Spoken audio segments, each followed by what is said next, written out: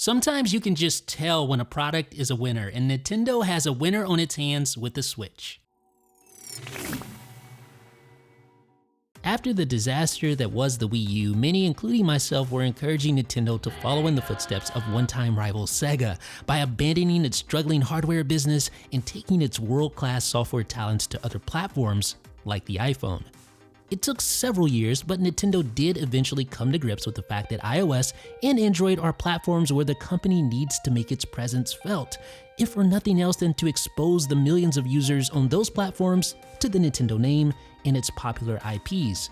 Thereafter, it launched Super Mario Run and other titles, but that didn't signify an overall shift in strategy.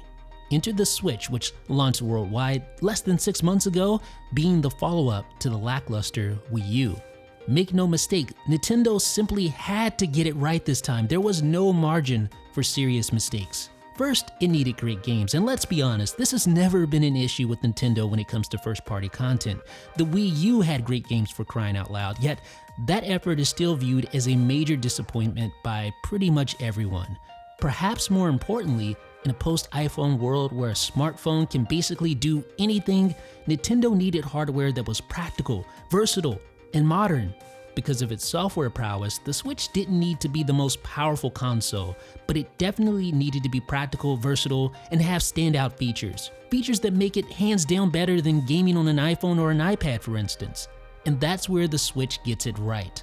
For starters, it's super versatile.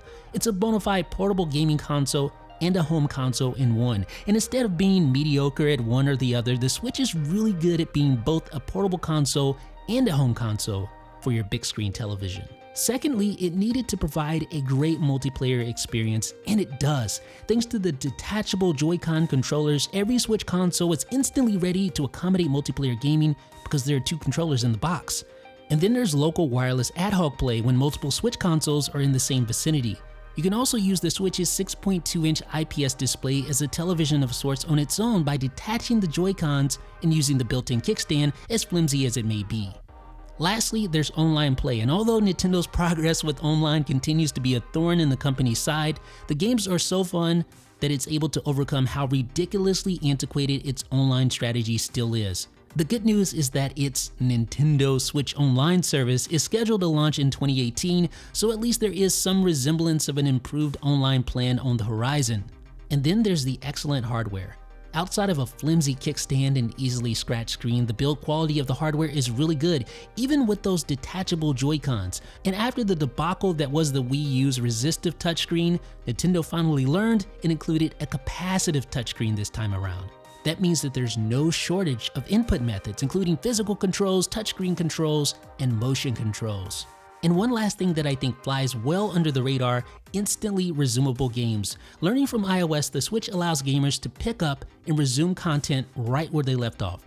The device can be asleep for hours, and you can instantly resume a gameplay session in just a few seconds. That makes a big difference. Nintendo has always had world-class software, but in times past, its hardware tended to detract from the games instead of simply getting out of the way or even enhancing them. With the Switch, this is no longer an issue. In fact, gaming on the Switch makes playing games on an iPhone or an iPad feel second-rate because Nintendo's hardware finally comes close to the high bar set by its software. Therefore, gaming on the Switch doesn't take a lot of mental overhead. In other words, outside of the lackluster online strategy, in most cases, gaming on the Switch just works. Yes, it is the software that makes Nintendo consoles special, I get that, but for the first time in a long time, the hardware lives up to its end of the bargain as well. Nintendo can continue to dabble around with Android and iOS titles, but it's safe to say that it doesn't need mobile devices like the iPhone to survive or even to thrive. So I'll put it like this, if you're a gamer or if you're a longtime Nintendo fan, then yes, the Switch is definitely worthy of your consideration. Let me know what you think in the comments. This is Jeff with 9to5Mac.